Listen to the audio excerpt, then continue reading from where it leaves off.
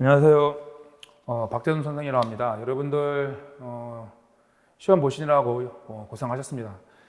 이번 국가직 시험을 통해서 그 다음 주에 있을 그 서울시 시험을 어떻게 대처를 할 것인가를 준비하고, 그 다음에 총평을 통해서 여러분들이 다음에 있을 시험을 준비하는데 도움이 됐으면 하겠습니다.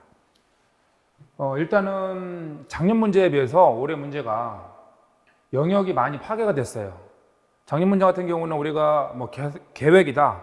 그럼 계획 단계에 있는 내용들만 갖고 문제를 내고, 만약에 뭐 시험이면 뭐 시험 단계에 있는 것만 가지고 문제를 냈는데, 이번 문제를 보면은 소프트웨어 전반적으로 이제는 내용을 두루 살피면서 이제 문제를 낸 거를 알 수 있어요. 그렇기 때문에 여러분들이 특정 파트에 있는 이론만 가지고는 문제를 푸는데 좀 어려움이 있었어요. 그렇기 때문에 작년 문제하고는 차이가 있다는 거고요. 그렇기 때문에 작년 문제 같은 경우는 우리가 뭐 우리 제 책이나 아니면은 뭐 대학 교재라든가 이런 문제를 보시면 그 내용을 약간 뭐 변형했다든가 아니면은 그 내용의 일부를 따왔다든가 이런 문제들이 대부분 있었거든요. 근데 이번 문제 같은 경우는 문제를 내신 분이 상당히 창의적으로 문제를 내신 것 같아요. 기존에 있는 뭐 내용 패턴이라든가 그 문구가 기존에 보던 내용이 아니라 새로운 어떤 내용의 변화를 준 거죠. 물론 얘는 뭐 내용 그 자체가 달라진 건 아니지만 그 서술한 문장 자체가 약간의 차이가 있다는 거예요. 그러면은 우리한테는 과거에는 이론적이었는데 다분히 이 문제를 보면은 전반적으로 내가 이 소프트웨어 공학에 대해서 여러분들이 얼마나 이해를 하고 있는지에 대해서 이렇게 말로 테스트하는 듯한 어떤 그런 문제들이 많았다는 거죠. 그래서 적게는 뭐 2, 3점 정도가 하락이 될 것 같고요. 작년에 비해서.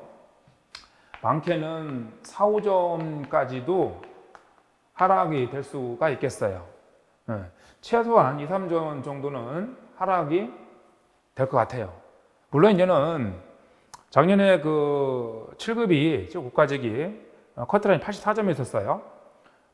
지금 뭐 데이터베이스라든가 뭐 정보보호론, 뭐 자료구조 이런 과목도 약간 영향을 받겠죠.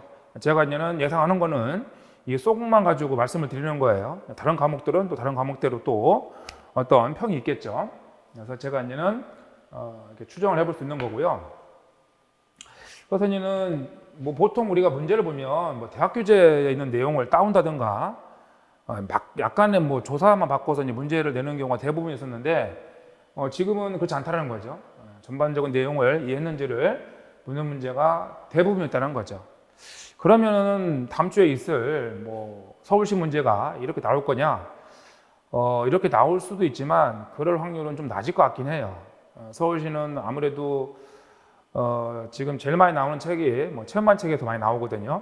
그래서 국내 교수님들이 쓴 책에서 대부분 나왔었어요. 그러면 그런 내용들을 지금 정리해온 책이 탑소 책이니까 탑소에 있는 뭐 문제를 마지막으로 한번 정리를 하시고 그 다음에는 뭐 좀 암기할 것 같은 경우는 이론서에 있는 것을 암기하고 가시면은 무난할 듯해요. 자, 그러면 문제 이제 하나하나를 보면서 우리가 어떻게 이제 문제가 출제됐는지 살펴보도록 합시다. 자, 1번을 보면은 소설 프로젝트에서 수행 작업에 대한 설명을 옳지 않은 것은 1번 프로그래밍은 소프트웨어 공학의 모든 작업을 통합하는 작업이다.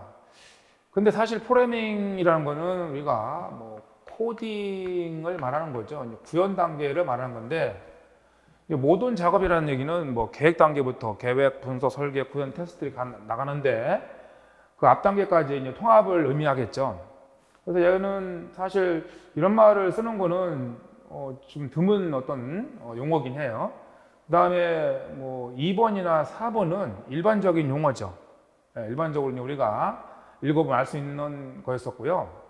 3번을 보면은 모델링인데, 모델링 여러분들 데이터베이스에서 뭐 개념적 모델링, 누르적 모델링, 뭐 누적 모델링 이런 게 있고요.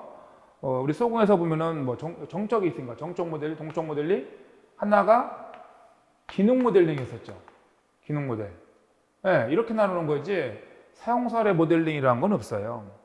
물론 기능 모델에 기능 모델 U 안에 DFD를 쓴다든가 지금 여기서 말한 것처럼 유지 케이스 다이어그램을 쓴다든가 이런 건 있겠죠. 예, 이럴 수는 있어도 나누는 기준이 정적, 동적. 이 정적 이제는 그 해설에 있는 것처럼 객체 모델링을 말하죠. 예, 그러니까 이제는 뭐 ERD를 쓴다든가 아니면은 클래스 다이어그램을 쓴다든가 뭐 이렇게 되는 거예요. 뭐 동적 모델은 많지 않습니까? 우리가 액티비티 다이어그램이라든가 뭐 시퀀스 다이어그램, 뭐 스테이트 다이어그램 뭐 이런 것 등이 있어요. 그래서 기준이 틀렸다는 거죠. 그래서 여기서 잡을 수 있는 건 2나 4가 될 수도 없는 거고, 그 다음에 프레이밍을 통해서 궁극적으로 분석 단계에서 사용자 요구를 파악했을 거고, 그거를 이제는 구현을 하기 위해서 이제 설계를 이르렀었고요. 그런 과정이 마지막에 구현 단계 가면은 사용자가 원하는 어떤 기능을 수행하기 위한 실제적인 코드를 작성하기 때문에 여기서 말하는 모든 작업을 통합했다, 이런 말을 쓸 수가 있는 거예요. 근데 여기서는 3번에서는 우리가 정적, 동적이란 말이 있잖아요. 이런 건데 우리가 이미 뭐 책에서 봤으니까. 그렇지만 사용설의 모델링이라는 건 없어요.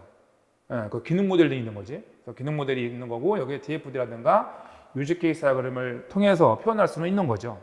그래서 구분이 잘못됐다는 얘기예요. 답을 3번으로 해야 맞는 거고요. 일단 2번을 보면은 이제 프로젝트 범위 관리인데, 그래서 프로젝트 범위 관리에서 지금 이제 WBS를 사용한다고 되어 있죠.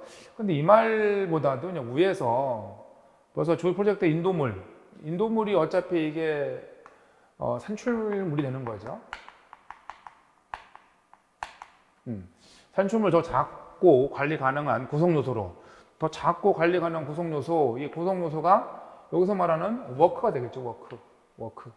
작업을 말해, 작업. 그 작업을 나누는 작업이라고 돼 있어요.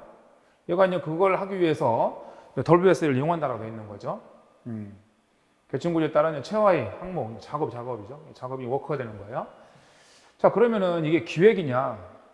기획이면은 뭔가 뭐 목표라든가, 뭐 목표, 뭐 목적성, 이런 말들이 나와야 되는 거죠. 목표, 목적성. 자, 이제 범위 정의하는 건데, 우리가 지금 보면 WBS 작성하는 게 뭡니까? 개발 과정상에서 모든 작업을 파악하려는 거죠. WBS를 통해서 모든 작업을 파악하지 못하면 이 작업들 간의 선호 관계를 표현하는 게 그 다음이 이제 파트시팸이잖아요. 그러면 그 단계 가서는 내가 원하는 작업을 파악하기 어렵죠. 그렇기 때문에 WBS를 통해서 프로젝트 진행에 필요한 모든 작업을 다른 말로 업무라고도 한다고 했었죠. 작업 업무를 파악하는데 목적이 있다고 했었어요. 그렇기 때문에 이제는 범위 정의가 되겠죠. 범위 정의. 개발 범위를 이제 정의할 때. 그래서 구체적인 세부 설명을 개발하고 WBS 작성하는데, 이때 프로젝트를 진행하면서 필요한 모든 작업을 파악하는 데 목적이 있는 거죠. 그래서 개발 범위를 정의한다가 답이 되겠어요. 그래서 이제 기획은 뭐 이런 목표, 목적성 뭐 이런 걸 하는 거죠. 그래서 요구 사항을 수집하고 목적, 그죠? 목적을 정의하는 범위 기술을 개발하는 게 이제 기획 단계죠. 그래서 이 문구가 첫 번째 이 문구 있잖아요. 이 문구가 책에 보면 그대로 있어요. 우리 책에 보면. 그래서 얘도 교재를 봤다라면은 쉽게 풀 수 있는 그런 문제긴 해요. 자, 3번을 보시면 프로젝트 진행 중요한 상태를 정의한다. 그다음에 뭐 두 번째, 세 번째는 이 기준 중요하죠. 기준을 다른 말로 뭐 기준선이라고 하는 거니까 기준선 이렇게. 제일 중요한 뭐 힌트는 마지막에 있어요. 형상 항목, 그다음에 변경절을 하는 메커니즘이 되어 있죠. 그럼 이거는 형상 관리에 해당되는 거 맞습니까? 그래서 형상 관리에서 이제 기준, 뭐 기선 이렇게 말하는 게 이제 베이스라인이죠. 제가 뭐 이미 수업 시간에 이제 베이스라인하고 마일스톤을 비교해 놓은 게 여러 번 해드렸었거든요. 그렇기 때문에 여러분들이 이 문제는 뭐 금방 풀었을 것 같아요. 또 더군다나 이 마일스톤하고 헷갈리는데, 이 마일스톤이 지금 문제 보기에 있지도 않잖아요. 이정표라고 하는 이 마일스톤은 문제 보기에 들어있지도 않아요. 그렇기 때문에 얘는 금방 맞췄을 것 같아요. 자, 4번. 소프트 품질 속성에 대한 설명으로 옳지 않은 것은 얘도 신뢰성이라는 것은 요된 기능을 실행하여 정확하고 일관성 있는 결과를 생산하는 속성이다. 그래서 기능의 계속적인 수행이라 했었죠. 올바른 표현이고요. 그 다음에 두 번째도 그렇고, 효율성이라는 것은 이 최소의 시간과 자원이라고 해도 그런 거고, 최소란 말을 주어진 이렇게 얘기도 방금 없다 했었죠. 그 주어진 자원, 어차피 시간과 자원을 이용해서 이제 결과를 생산하는 속성을 말하는 거죠. 아니면 모듈성이 있고요. 상운율성인데 여러 환경과 플랫폼에서 어차피 이런 이 환경이 하드웨어나 운영체제 환경을 말하는 건데 이 하드웨어나 운영체제 환경을 우리가 보통 플랫폼이라고 하죠. 플랫폼. 플랫폼이라면은 하드웨어라든가 운영체제 환경을 말하는 거예요. 실행될 수 있도록 변형이 가능한 속성이다. 이것은 딱 이식성. 그래서 이식성에 대한 설명이기 때문에 얘도 금방 답을 찾을 수 있어요. 자, 4번에서 상운용성이라는 것은 다른 시스템이라든가 소프트웨어가 정보를 교환이라 결합이죠, 결합. 교환을 한다든가 결합하고 상운용하는 것을 의미하는 거죠. 그래서 우리가 이제는 그 소프트웨어 품질 속성에 보면은 맥콜이 있고요, 맥콜이 있고 그 다음에는 ISO 9126 여기 있는 내용들이에요. 그거 가지고 이제는 문제 냈기 때문에 얘도 이제는 이렇게 어려운 문제는 아니었었어요. 자, 5번 유즈케이스 명세서를 구성하는 항목에 대한 설명으로 옳지 않은 것은 이게 유즈케이스 명세서는 일종의 산출물인데 명세서는 중요한 게 분석서가 먼저 나오고 분석서 다음에 명세서가 나오는 거예요. 명세서. 분석서. 그러니까 요구 분석서는 말 그대로 사용자의 요구를 파악하는 거죠. 뒤에 보면 요거 추출 기법 나오는데 이거 추출한다든가 이런 걸 통해서 이제 분석하는 거고 요거 명세서는 어떻게 했냐는 개발할지에 대해서 사용자와 약속한 거예요. 약속한 문서죠. 요거를 파악한 거죠. 요거를 파악한 거예요. 요거를 파악을 했다라면은 이 요거에 대해서 어떻게 개발하겠다고 약속을 한 거란 말이에요. 약속한 문서가 명세서라고 보시면 되겠어요. 그래서 계획에 관한 거고 이벤트 흐름인데 지금 보시면은 상당히 이제는 그 어떤 소프트웨어 공학에서 말하는 범위를 어떤 특정 파트가 아니라 범위를 왔다 갔다를 하는 걸 알 수 있어요. 얘도 보면은. 그 지금 보면은 이벤트는 유즈케이스 기능에 대한 벡터와 스탠 간의 대화로 문자나 순차 다이어그램을 사용해 표현한다. 지금 보면은 순차 다이어그램이 시퀀스 다이어그램인데, 그래서 이제 기능에 대한 벡터와 스탠 간의 대화, 인터페이스죠. 그래서 우리가 메시지 교환을 시각화한 게 예를 보면은 우리가 보통 보면은 메시지 교환을 시각화했다. 뭐와 뭐 사이? 객체들이죠. 벡터라든가 스템이니까 이건 다 객체들이에요. 객체들 간에 있는 메시지 교환을 시각화한 게 순차 다이어그램이죠. 그렇기 때문에 이제는 2번도 맞는 거고요. 그런데 이제는 여러분들이 공부를 좀 했으면 어차피 이제는 답이 3번이라는 것은 금방 알 수가 있어요. 그래서 이제 기능 요구인데 기능 요구라는 것은 우리가 오감을 통해서 확인이 가능한 거죠. 오감을 좀 확인할 수 있는 거면은 우리가 이제는 기능 요구가 되는 거고 그렇지 않고 이렇게 신뢰성이니 보안성이 성능에 해당되는 거죠. 이런 건 우리가 오감을 통해서 눈으로 본다든가 아니면 느낀다든가 이렇게 할 수가 없는 거죠. 그런 것은 비기능 요구라는 것은 시험에서 여러 번 나왔었어요. 그렇기 때문에 얘도 답을 찾는 데는 이렇게 어려움이 없었다라고 볼 수 있어요. 자, 6번 보면은 IS 9126이지 않습니까? 9126에서 이쪽이 주고 부특성이죠. 주특성. 주특성에 해당되는 얘들이 이제 부특성이 되는 거예요. 부특성. 그러면 이제 신뢰성에 대한 부특성들이 뭐 성속성이 있고요. 결함, 허용, 회복성. 그러니까 신뢰성이라는 것은 기능의 계속적인 수행이라 했으니까 기능을 계속적으로 수행하기 위해서 성수, 결함, 허용, 회복성 이런 게 있는 거고요. 유지부수는 한마디로 말하면 변경이에요. 변경. 유지부수란 말 나오면 이제 변경이라는 말이 떠올라야 된다 했었죠. 변경, 분석성이라든가 변경성, 안정성 이런 것도 있는 거고요. 그다음에 이제 기능이라는 것은 사용자가 그 기능을 사용하기 쉬워야겠죠. 그래서 이는 적용성, 설치 용이성 이런 거는 어디에 적용을 한다, 적응한다는 거예요. 적응을 하고 적용하는 거는 이시성이 이제 하위 항목이라는 얘기는 부특성이라는 얘기죠. 부특성. 그래서 얘도 마찬가지로 적용 설치성이라든가 부합성은 이식성에는 부특성이 돼요. 그래서 이제 기능성에는 적합성, 기능성의 하부 항목, 부특성이라는 것은 상호중성이라든가 보완성, 정확성 이런 것 등이 여기에 포함되죠. 그래서 제가 사실은 뭐 이런 문제들을 부특성도 시험에 나올 수 있다라고 해서 나중에는 그 모사 시간에 제가 풀어드렸던 거예요. 이것도 부특성이 나온 건 처음이거든요. IS 9116에 대한 부특성 나온 건 처음이에요. 그래서 이 문제도 제가 모사를 통해서 풀어드린 문제 중에 하나예요. 그래서 부특성까지 이제는 기억을 해야만 됐으면 이런 문제는 뭐 처음 나온 거긴 하죠. 자, 7번. 유지케이스 사역을 대한 설명으로 옳지 않은 것은 1번 시스템 외부 벡터들은 서로 관계를 형성하지 않는다. 저 관계 형성하지 않는다. 뭐 좀 애매하죠.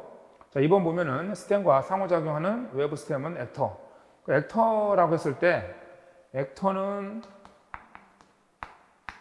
사람일 수도 있고요. 기계일 수도 있고 아니면 또 다른 시스템일 수도 있다라고 했었죠. 이렇게. 그럼 얘는 시스템, 외부 시스템 간에 연결할 수 있겠죠? 연결. 우선 유지케이스 다이어그램 보면은 외부 시스템 간에 연결되는데 네트워크를 생각해 보면 외부 시스템 간에 연결이 가능하겠네요. 그러면 1번이 틀렸다는 걸 알 수 있어요. 그 다음 3번 보면은 공통인데 이게 유지케이스 다이어그램에서 포함이잖아요. 포함. 근데 이 포함이라는 거는 이용어 같은 거고요.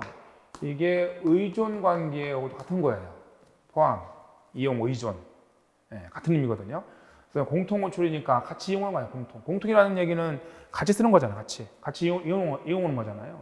그렇기 때문에 지금 포함이지만 이 포함이 이용, 의존 관계와 관계 있다는 것은 이제 묻는 문제였었고요. 4번 유지케이스 선택적 서비스. 이게 확장. 그래서 확장이 되는 건데 확장 마찬가지로 어떤 특정 조건이 만족이 되는 거죠. 선택적이라는 얘기는 어떤 조건이에요. 어떤 조건이 만족됐었을 때 확장이 가능한 거거든요. 그렇기 때문에 4번도 맞는 거예요. 자, 그래서 1번 내용을 몰랐다 하더라도 2, 3, 4가 다 맞는 내용이니까 답을 1번으로 고를 수는 있어요. 자, 8번 MVC 모델인데 이 MVC 모델이 처음부터 많이 나왔었죠. 그래서 이제 뷰가 가상 테이블이었어요. 그러니까 여러분들이 뭐 지금 스마트폰이든 뭐 PC든 이런 데 인터넷 들어갔을 때 보이는 화면, 이게 뷰라고 했었죠. 그 다음에는 OS 기능 가져오는 거고요. 얘는 DBMS 기능을 가져오는 거라 했었어요. 우리 여러분들이 모바일에서 앱 개발을 할 때 제일 많이 쓰는 모델이 MVC 모델이라고 했었죠. 그래서 뷰니까 가상 테이블, 여러분들 이제는 인터넷 들어가서 뭐 지난 홈표를 보든 아니 뭐 네이버 카페를 보든 그 뷰를 생각하시면 되겠어요. 사용자의 처리 로직 결과를 보여주는 거고, 저 컨트롤러, OS 기능 일부러 빌려오는 거죠. 사용자 요청을 받아서 이제 모델을 보내는 거고요. 이제 모델은 이제 DBMS 기능이에요. 데이터 관리하고 변경이 일어났을 때 뷰에게 통지하는 거죠. 4번 보면은 사용자 인터페이스가 변경됐다는 얘기는 이런 의미죠. 어떤 사용자는 내가 집에서는 뭐 PC로 이제 접근을 하고요. 내가 이제 지난 홈피를 내가 뭐 학원 올 때는 모바일로 이제 접근을 하고, 또 어떤 때는 뭐 학교에서는 뭐 노트북 가지고 접근을 하고, 지금 사용자 인터페이스가 다른 거죠.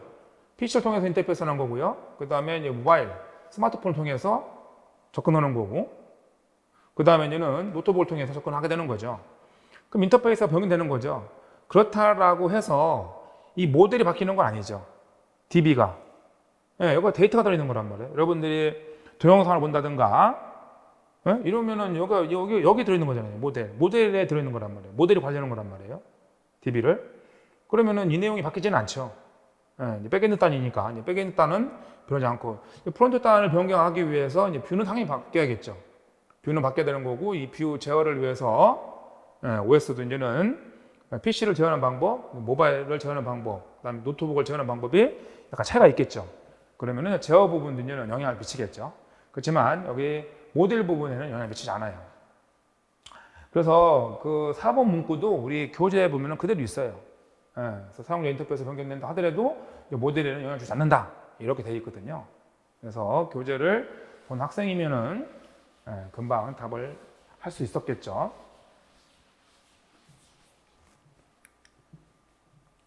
자, 9번을 보면요. 파이썬인데, 파이썬 코드가 재작년에 한번 나오고 지금 두 번째 나온 거예요. 그래서 이제 파이썬 코드는, 여러분들이 뭐 소공 수업을 뭐 듣고 있으면 강의 뒤에 붙여놓을 거예요. 붙여놓을 건데, 여러분들 필요하시면 한번 보세요. 붙여놓을 거니까. 이제 파이썬을 별도로 이제는 제작을 해서 강의를 찍어놓은 게 있어요. 그거를 여러분들한테 제공을 해주는 거니까, 이론 수업을 들을 때 필요하면은 여러분들이 뭐 얼마 안 되니까 보시면 좀 도움이 될 것 같아요. 근데 언어를 C 언어 정도나 자바를 알았다라면은 얘도 뭐 푸는 데는 어려움이 없어요. 이게 보면은 지금 이 기호가 일반화 기호잖아요, 일반화. 일반화 기호인데 이 밑으로 내려오면 이게 상속이란 말이에요, 상속. 여기서 뭐 상속 받겠죠, 상속. 상속성을 표현할 때 이런 기호를 같이 쓰는 거고요. 그럼 분명한 거는 이쪽이, 이 푸드 쪽이 부모 클래스예요, 부모. 부모고 이쪽이 자식이지 않습니까? 그럼 여러분들이 이 클래스명을 쓸 때 여기까지가 한 클래스잖아요. 이게 한 클래스고, 이렇게. 그럼 여기 보면은 지금, 네임이나 프라이스가 있어요. 그럼 네임이나 프라이스는 여기만 있는 거잖아요, 여기만. 그럼 여기는 뭐가 들어갔어요? 당연히 푸드가 들어가겠죠, 푸드가. 이렇게. 찾을 수 있는 거고. 그 다음에 나에 이제 보면요. 시문제니는 뭐 네임이 있고, 그 다음에 프라이스 있는데, 여기에 들어갈 수 있는 게 푸드냐, 쇼냐라고 됐는데, 여기 쇼잖아요, 쇼. 쇼 메소드가 지금 현재 구현되고 있는 거예요. 그러니까 여기는 뭐 쇼가 뭐 되겠죠. 자, 그 다음에 여기가, 보면은 얘가 코리안이라는 이 클래스가 상속받고 있는 거 아니겠습니까? 이 부모의 자원을 얘가 상속받는 거잖아요. 그렇기 때문에 이 코리아가 여기 들어가야겠죠. 코리안이 여기 들어가야 되는 거고, 여기 얘를 상속받는 거니까 푸드가 이 뒤에 들어가야겠죠. 이렇게. 코리안 들어가고, 얘는, 그러니까 가가 푸드가 되는 거고, 여기 다가 코리안이 되겠죠. 그 다음에 이 코리안이라는 클래스를 정해놓은 거니까 여기에 쇼 네임이 들어갈 거 아니에요. 여기에는 쇼 네임이 들어가겠죠. 이런 식으로. 자, 그래서 클래스 구분만 할 줄 알더라도 알 수 있는 거고, 그 다음에 부모, 기호의 의미가 이쪽 부모 쪽이고 자식 쪽이잖아요. 일반화 기호인데 상속받는 거니까 상속을 표현할 때 클래스명 앞에는 이제는 자식 써주고 뒤는 부모를 써주는 거죠. 이런 식으로 이제는 작성을 하면 되겠어요.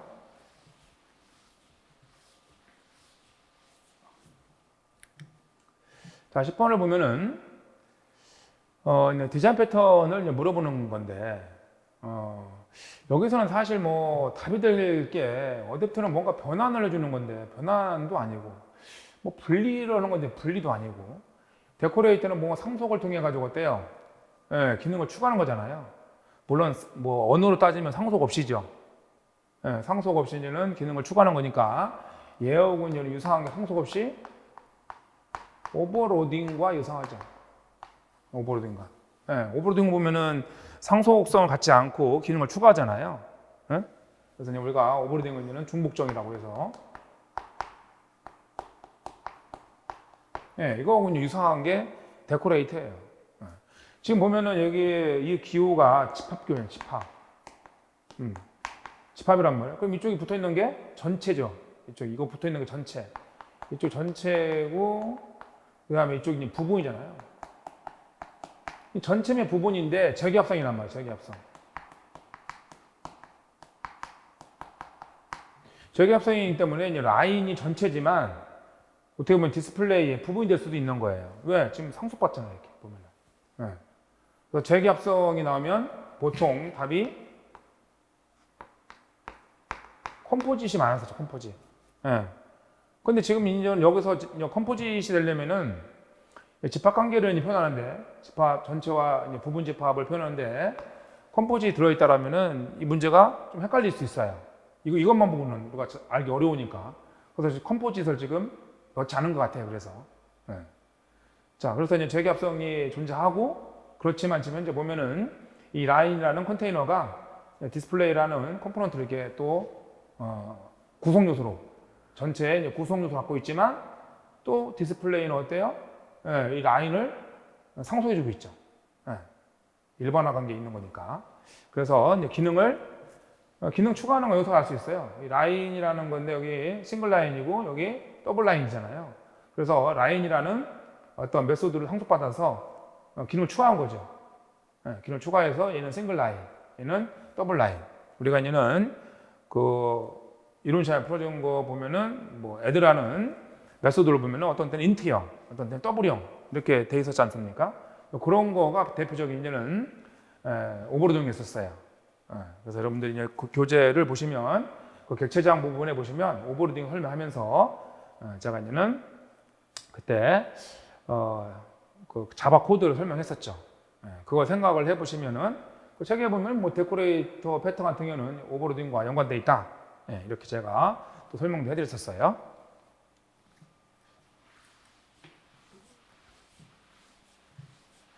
자, 이제 11번을 보면은 얘는 단지 뭐 화이트 박스 테스트하고 블랙 박스 테스트를 이제 구분하는 거니까 화이트 박스는 원식 코드를 직접 보는 거지 않습니까?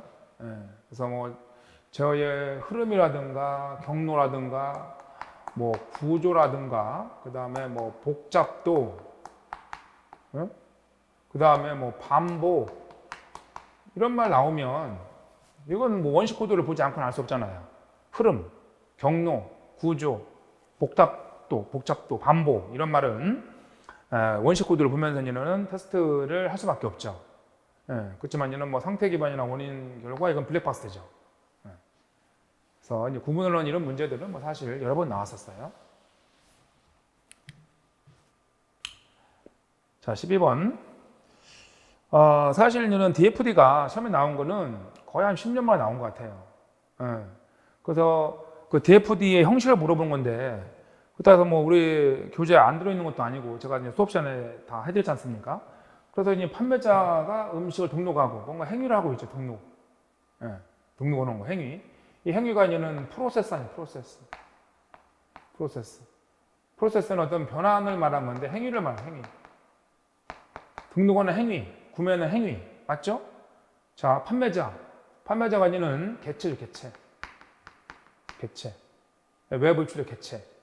근데 이게 유사한 게 여러분들 ERD도 보면은 데이터베이스 ERD도 보면은 개체는 어때요? 직사각형이죠. 그래서 그 비교는 문제도 한번 나왔잖아요. 기출 문제 보면 직사각형 개체. 그 다음에 동그라미가 타원이 이제 프로세스 또는 버블이라고도 하죠.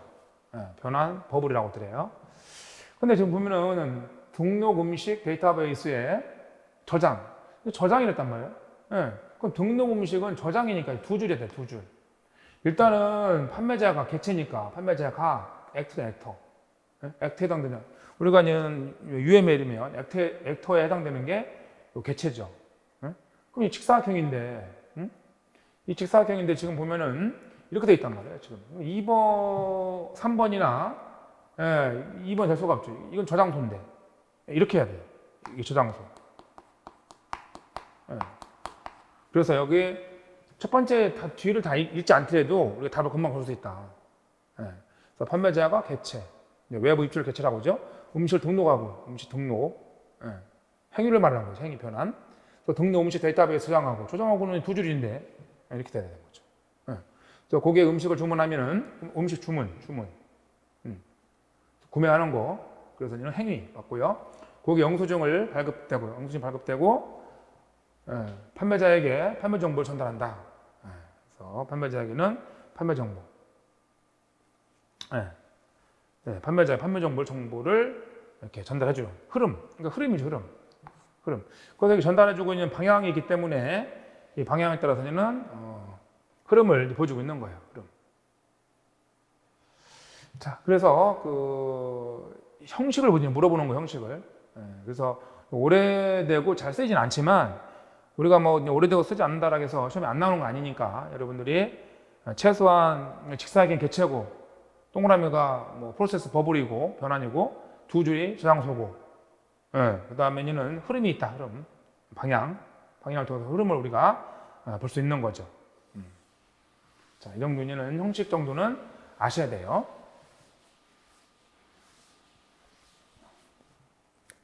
자, 13번. 이 문제는 사실 좀 어려웠을 수도 있어요. 왜냐면은 이게 객체지향이란 말 빼고 품질 측정 방법 보면 다 되거든요. 근데 객체지향이라고 국한하기 때문에 얘가 답이 2번이 되는 거죠. 어떻게 보면 되게 쉬운 건데 또 잘못 생각하면 되게 어려운 문제죠. 다 품질 측정 방법이 되지 않습니까? 그래서 2번은 사이클매틱인데 구조 프로그래밍부터 썼기 때문에 객체지향만을 위한 품질 측정 방법은 아니죠. 그래서 답이 2번이 되는 거예요. 자, 14번.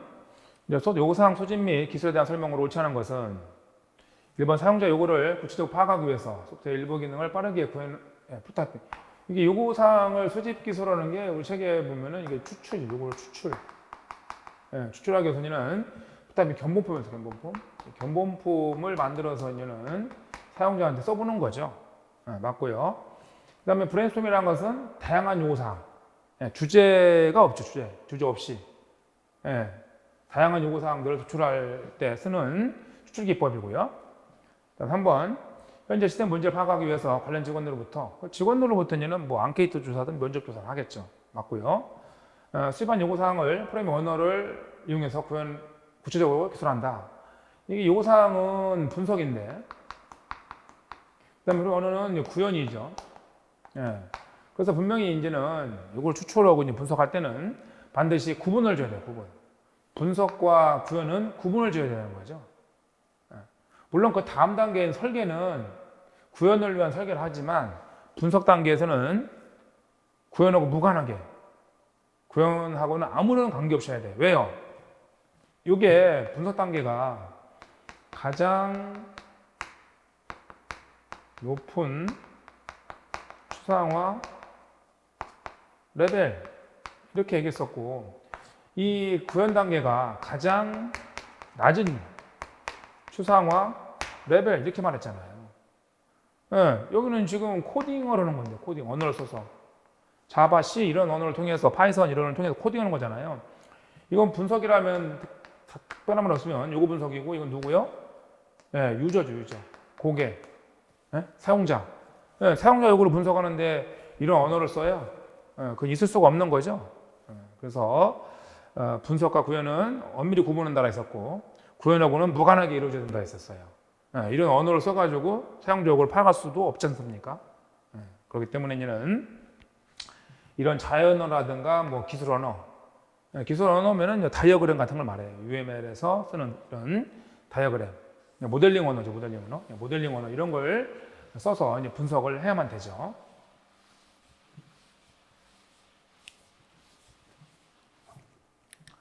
자, 15번. 생명주기 설명을 옳지 않은 것은 개발 방법 바탕이 되는 거고요. 3단계를 쪼개면 뭐 정의, 개발, 유지, 보수 이렇게도 하죠. 이제 비용 산정이라든가 개발 계획을 수립하는 기본 구조 책에 보면 똑같은 문구 있어요, 여러분들. 우리 이론서에 보면. 근데 개발 단계에서 시간과 비용이 가장 많이 든다. 이것도 뭐 똑같지는 않지만 기출문제 나온 적이 있었죠. 보통 유지 보수 단계가 50 내지 70%가 들어간다라고 해요. 전체. 계획, 분석, 설계, 구현, 테스트, 유지 보수 했었을 때 이렇게 들어가고 우리가 또 뭐 40, 20, 40 법칙이라는 게 있잖아요. 여기 분석과 설계에 구현은 20밖에 안 들어가셔요. 여기 이제 나머지 이제 시험하고 이제는 유지보수가 1 들어가죠. 이 뒤가. 이게 40, 20, 40 법칙이잖아요. 그래서 여러분들이 기출 문제 보면 이게 있어요. 물론 그게 이제는 과거에 이제 기출 문제이기 때문에 이제 비공개 문제 했었죠. 그래서 제가 기출 태그를 다 빼버렸단 말이에요. 그 기출 태그 없는 거 보면 이런 문제 있다고. 그래서 그런 문제를 풀었으면 여러분들이 충분히 맞힐 수 있는 그런 문제예요.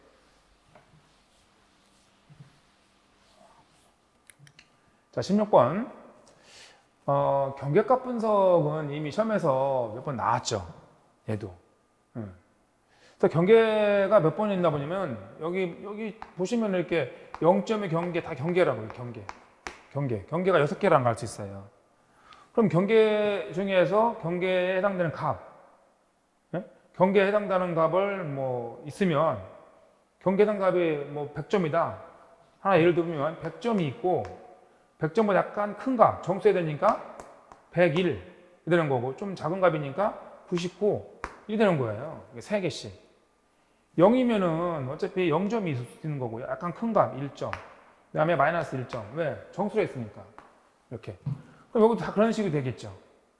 경계값 분석이라는 얘기는 경계값에 해당되는 값, 약간 큰 값, 작은 값. 이런 식으로 구분하는 거죠. 그러면은 3개, 6개, 6개죠. 3개씩 6개.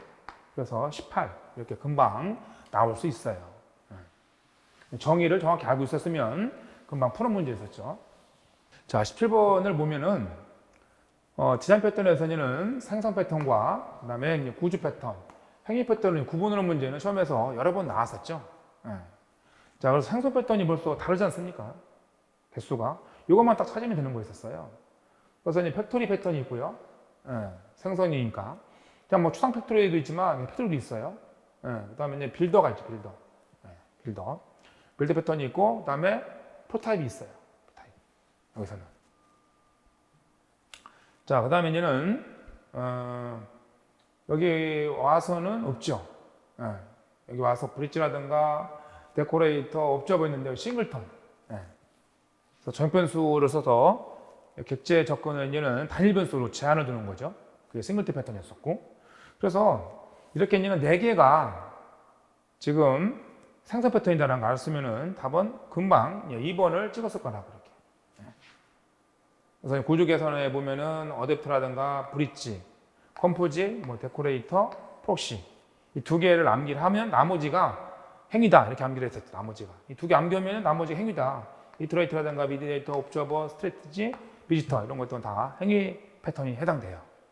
그래서 이 2개를 암기를 꼭 하셔야 돼요.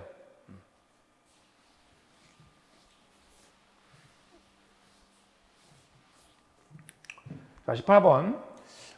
이제 스파이스도 시험에서 뭐 몇 번 나오긴 했었죠. 그래서 스파이스를 보면은 이렇게 불안정. 얘는 뭐 진행할 수 없는 거죠. 진행 안 돼. 진행할 수가 없어. 프로젝트를 진행이 안 되는 거니까 얘를 물어볼 리는 없어요. 그 진행이 되지 않습니까? 그 진행되니까 결과물은 나와요. 그렇지만 얘는 예측이 안 되는 거예요. 여기 관리가 안 되는 게 예측. 추적이 추적. 추적이 안 되면 추적이 되지 않는다. 수행 단계. 그걸 말하는 거고. 그 다음에 이제 관리됨이 있죠. 벌써 계획되고 계획이 수행되고 관리되는 건데, 여기서는 중요한 게 이 계획이 수행되고 관리된다. 이 얘기는 뭐냐면, 우리 이름서에 보면 문서화라고 있어요, 문서화.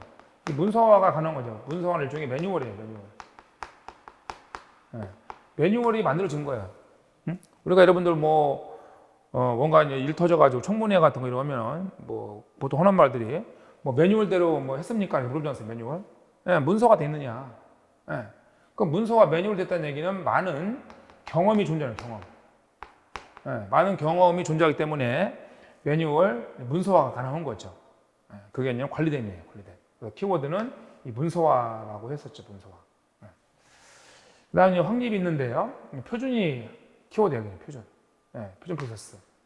그래서 여기 보면은 계획대 관리됨인데 이게 이제는 지금 관리가 아니라 현재 여기 틀린 거죠 지금.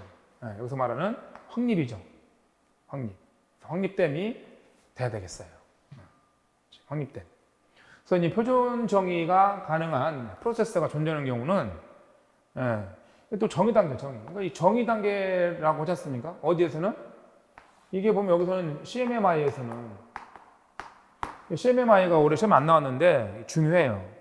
그러니까 스파이스 나왔으니까 내년에는 뭐 거의 나온다고 봐야겠죠. 그래서 얘는 표준을 정의잖아, 정의. 정의니까 얘는 CMMI에서는 정의됨이야. 정의됨. 여기서 이제 디파인을 하지 않습니까? 그래서 얘는 어차피 여러분들이 뭐 다음 주에 이제 서울시는 어차피 뭐 지적증 없으니까 다 볼 거 아니에요.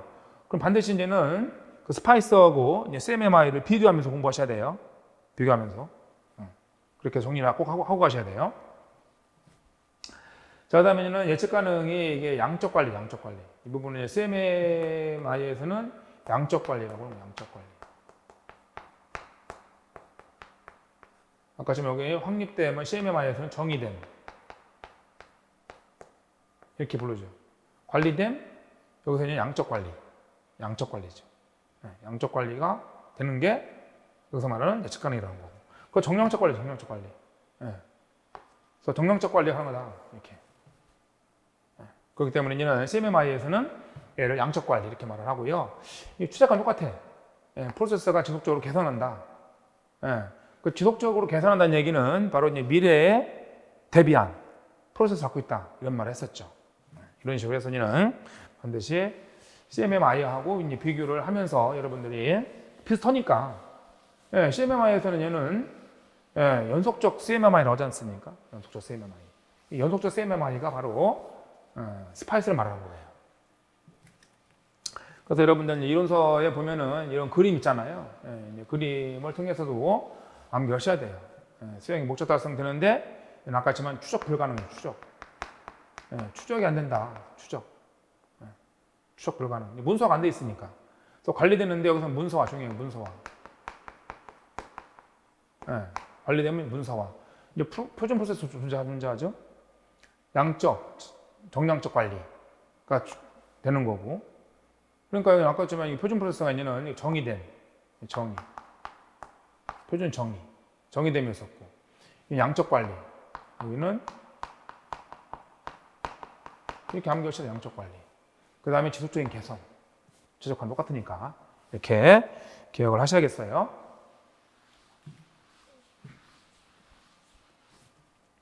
자, 19번을 보면은, 지금 이제 학과 평균 점수 클래스 역할은 이게 지금 보면은 과가 여러 개지 않습니까? 이 여러 개 과들의 평균을 내기 때문에 이 과에 보면은 또 많은 과목들이 있을 거 아니야. 과에 듣는 과목들. 이 과목들이 다 산재 있는 거죠. 다 퍼져 있는 거예요. 응? 그럼 뭐, 이 과목들이 다 산재이기 때문에 구분이 안 되잖아요. 이게 구분.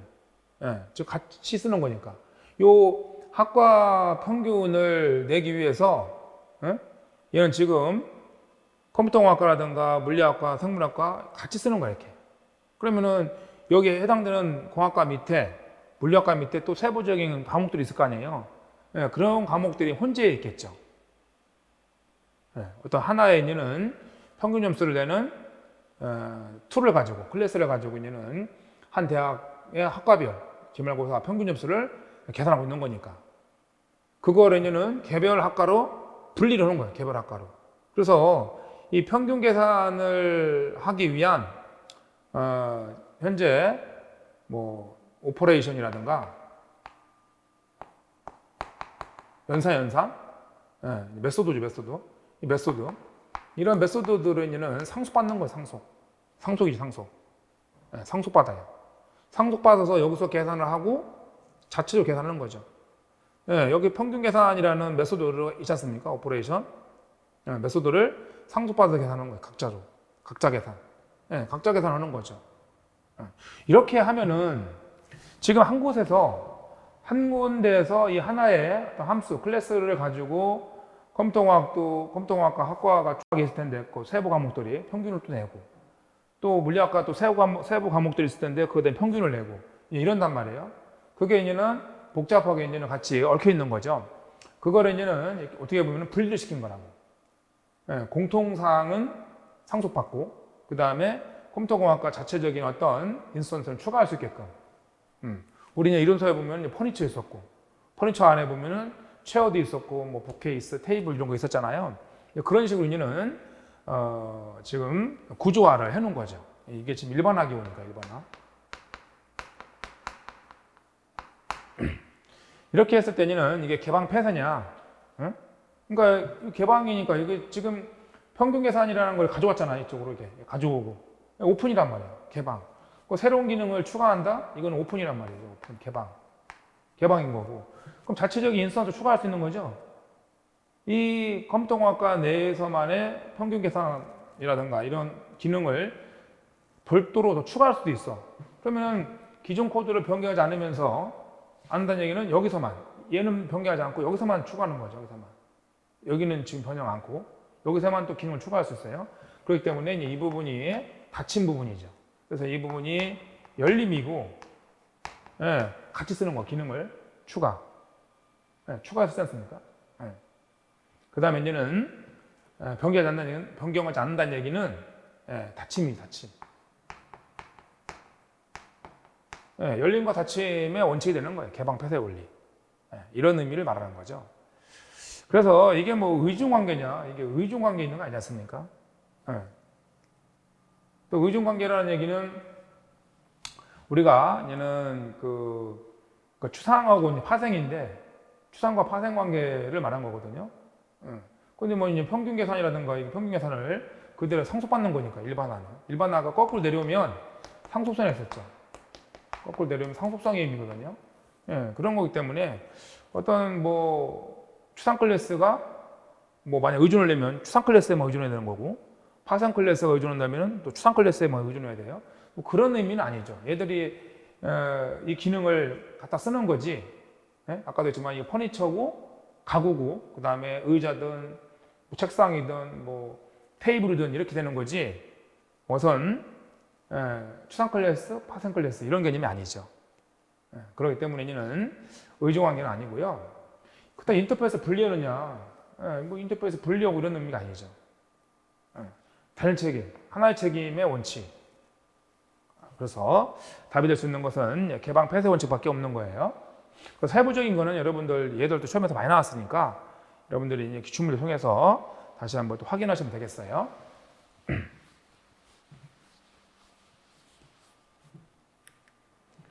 자, 20번. 이 문제는 과거에 감리사 문제하고 비슷해요. 뭐 국가직에도 한번 나왔었고. 자, 그래서 첫 번째가 이게 이용이고 또 포함도 될 수 있고요. 이게 의존이죠, 의존. 의존, 이용. 이런 거는 참조 관계를 통해서 알 수 있어, 참조. 지금 보면은 얘가 이 워크라는 클래스를 얘가 참조하고 있어요, 이렇게 보면.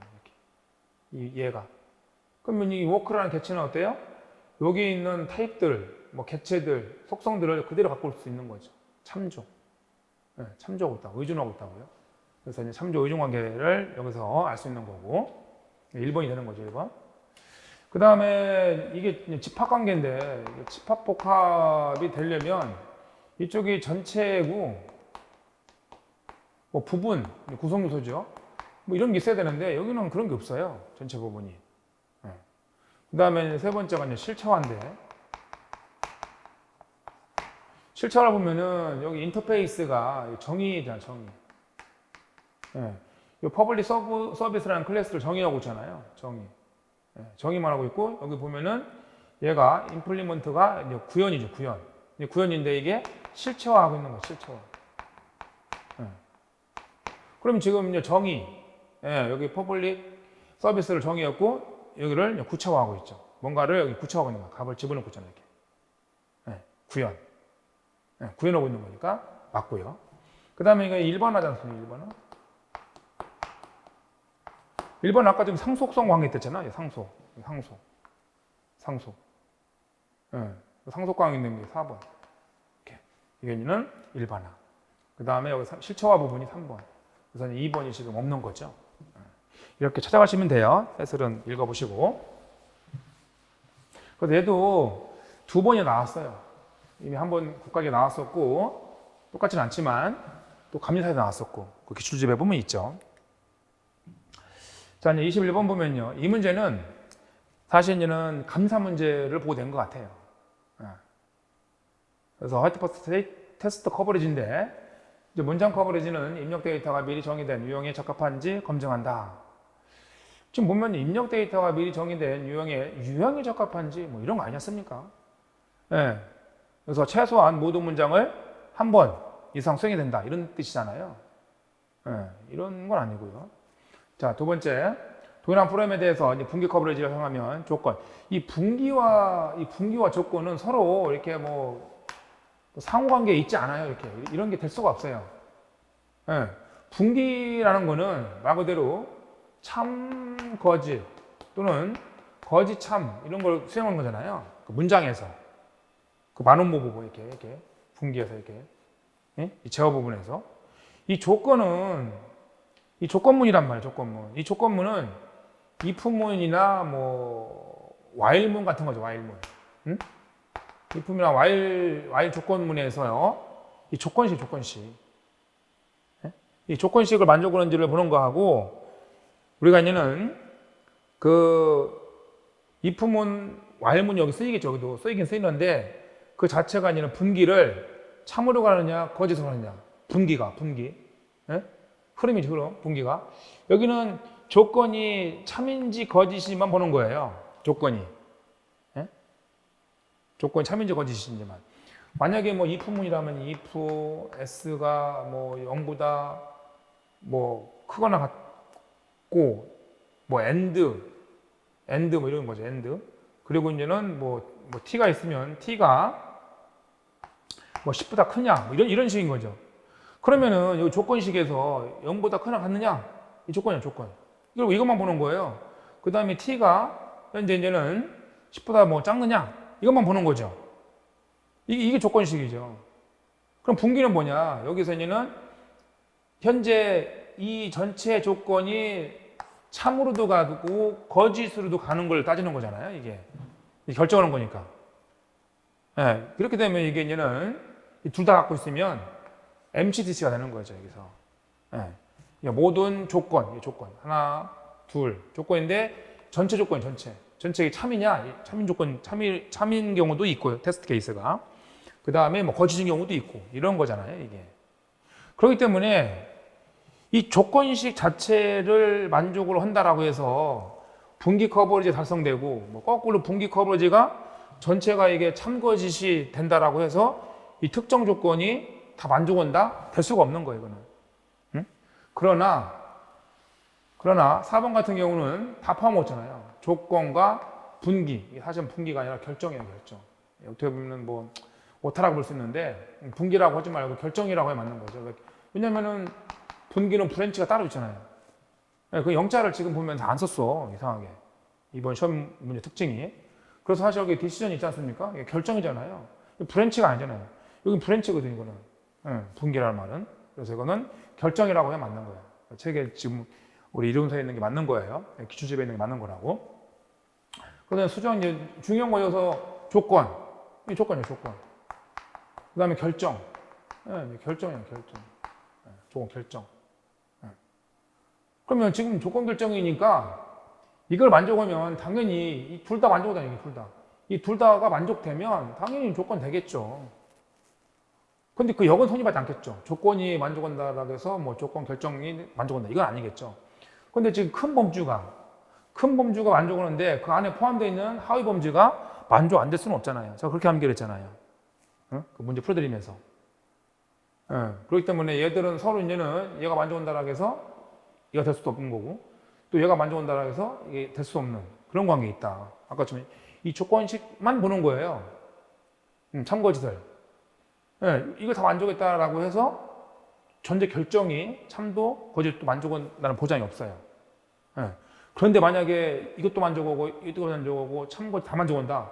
그랬으면 당연히 이 안에 조건 검증, 이 조건식 자체는 만족되겠죠. 큰 범주에 포함되어 있는 하위 범주는 만족될 수밖에 없죠. 그렇게 제가 분명히 문제를 풀어드렸었어요.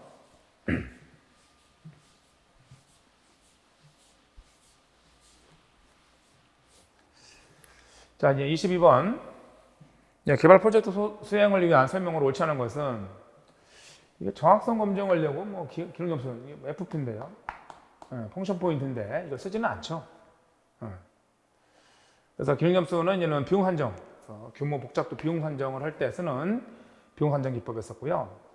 자, 2번 보면 소프트 개발 요구사항의 변경에 효과적인 대응을 위해서 폭포수 무용. 이 변경이 안 돼. 변경을 허용하지 않습니까? 변경을 허용하지 않는 게 폭포수 무용이에요. 그럼 변경을 왜 이렇게 대체할 수가 없느냐? 그 이유는 반복을 허용하지 않기 때문이라 했었죠. 반복. 거꾸로 올라가지 못하잖아요. 그렇기 때문에는 폭포수 무용을 적용할 경우는 이 변경이 어렵다는 거죠. 왜? 반복을 허용하지 않는 거야. 그래서 이런 거를 보호하는 게 점진적 무용 같은 거. 폭포수 무용 보호하는 게 다수형 무용 같은 게 있잖아요. 그런 거가 나중에 나오게 되죠. 자, 그래서 이제 비용 산정할 때 코코모라든가 뭐 펑션 포인트 이런 게 있고요. 그 다음에 뭐 CMMI하고 일정 계획을 여러분들 딱 떠오르는 게 일정 계획 단계에서 그 WBS가 만들어지고, 그 다음에 이걸 통해서는 퍼트 CPM이 만들어지고, 이걸 통해서는 마지막에 벤트 차트가 만들어지고, 이러면 끝내지 않습니까? 물론 이 앞에 생명주기 모델이 선택되는 SDLC가.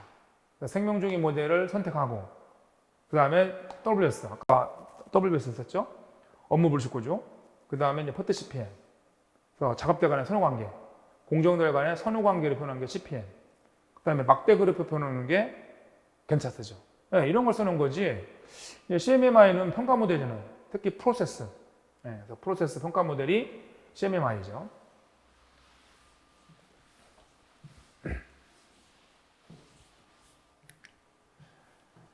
자, 23번을 보면요. 얘도 이미 감리사에 나왔었어요. 그래서 책에서 기출 풀어드렸었고요.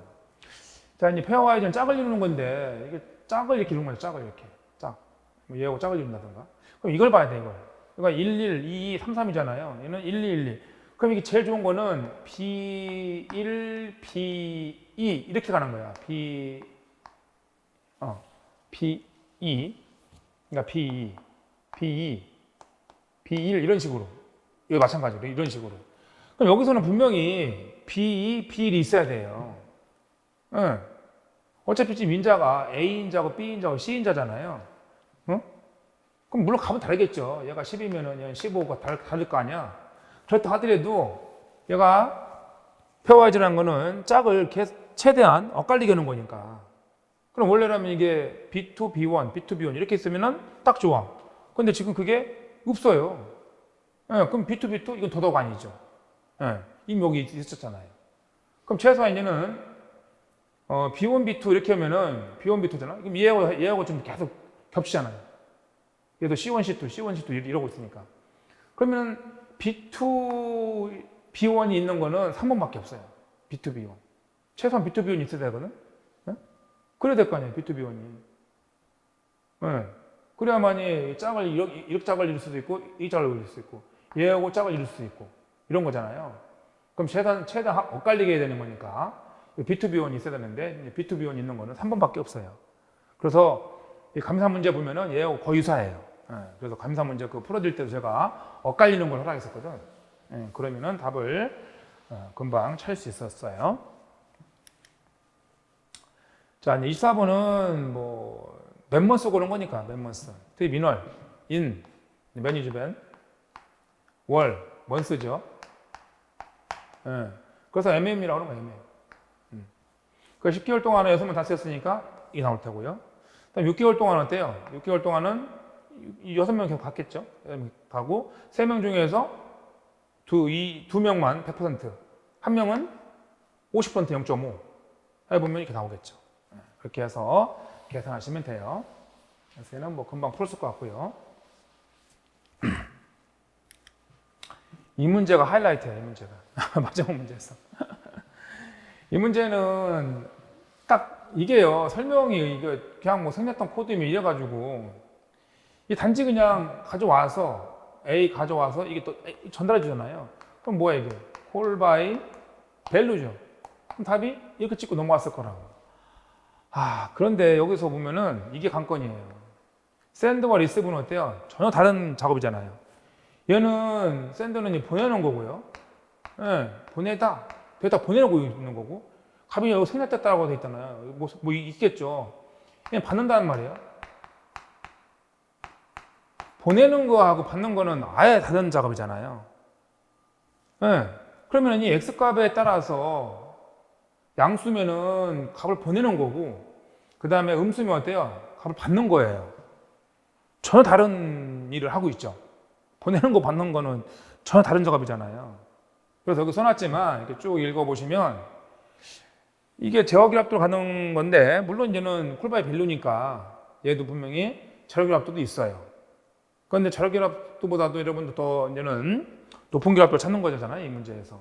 그런 말 없더라도 제어기압도보다도 이제는 제어기압도가 훨씬 높지 않습니까? 제가 암기할 때 자스, 제외, 공내 이렇게 암기를 했잖아요. 그러면 스탬퍼 기압도인데, 제어기압도 있죠? 그러면 제어기압도가 더 높잖아요. 약한 거고 강한 거잖아요. 이제 강한 걸 찾아야 되는 거죠. 강한 게 안 좋은 거니까. 약한 게 좋은 거고. 자, 그러면 여기서 이제는 x 값이 하는 역할을 보면 이게 결론적으로 보면 데이터 값을 넘겨준 게 아니라 제어가 넘겨준 거에 꼴이 되는 거예요. 왜? a 값을 받겠죠, 이렇게 받지만 실제 x 값에 따라서 서로 다른 작업을 하고 있으니까 제어가 넘어온 거죠. x 값에 따라서 양수면은 보내줘야 되고, 그 다음에 음수면은 받아야 되고, 이런 꼴이 되잖아요. 그렇기 때문에 여기 또 제가 써놨지만, 하지만 A, B 제어기압도 받는 거고요. 하지만 자료기압도 되려면, 매기반속 콜바이 밸류가 되려면 매기반속 값을 받지만 이게 단일 기능을 수행해야 돼. 네. 그래서 이제 이미 국가직에서 이 자료기압도 하고 또 제어기압도를 엄밀히 구분하는 문제가 한 번 나왔었어요. 그래서 그 문제도 이제는 좋은 문제 중 하나 있었는데, 이건 단순히 그냥 생각해서 이렇게 이거 없었으면 콜바이 밸류네 이랬는데, x 값에 따라서 달라져, 완전히 달라져요. 단일 작업을 수행하는 거였었어, 그때 문제는. 그럼 단일 작업을 수행하게 되면은 걔는 자료기압도예요. 그렇지만 지금 그거 아니잖아요. 보내는 거와 받는 거는 서로 다른 작업이란 말이에요. 별개 작업이죠. 그래서 제어기압도가 답이 돼요. 자, 이렇게 해서 우리가 이제 국가직 시험이 어떻게 나오는지를 살펴봤어요. 그럼 분명히 작년 문제보다는 어렵게 나왔어요. 분명한 거는. 작년 문제는 책에 있는 것이 기출문제죠. 기출문제를 약간씩 변형을 했고 상당히 이론적인 거였었거든요. 근데 지금 이 문제는 상당히 보면은 그 문제를 내신 분이 생각을 많이 했었어요. 창의적인 문제들이 많아요. 그렇기 때문에 이런 패턴의 문제들은 우리가 과거에 풀어보지 않았기 때문에, 물론 내용을 내가 다 알고 있다라면은 술술 풀었겠죠. 그렇지 않고 내가 책에 얽매여서 이론에 얽매여서 풀었다라면은 실수를 서너 개 정도는 할 수 있다라는 거죠. 그러면은 최소한 커트라인이 2, 3년 정도는 떨어지지 않을까 이렇게 생각을 해요. 자, 그래서 뭐 시험은 이제 이미 끝났으니까 여러분들이 어떻게 나왔는지를 파악을 하고, 그 다음에는 다음에 있을 서울시 시험을 준비를 해야겠죠. 그래서 뭐 참고만 하고 여러분들이 지금 기출문제를 벗어나진 않잖아요. 문제를 보면 기출문제집을 다시 한번 반복을 해보시고, 아까 이제 DFD 같은 것도 나왔지만 DFD 문제도 물론 있어요. 기출문제집에 보면은 그런 것도 이제는 여러분 나왔던 거는 이거 뭐 예전에 나왔으니까 안 나오겠지 이렇게 생각하지 마시고, 나왔던 것을 다시 한번 되짚어 보시면서 정리하고 가시면 서울시 시험도 여러분들이 원하는 점수를 맞을 수 있을 거라고 확신합니다. 자, 그동안 문제를 보시느라고 고생하셨고요. 다음 주에 있을 서울시 시험도 잘 보세요. 자, 수업 마치겠습니다.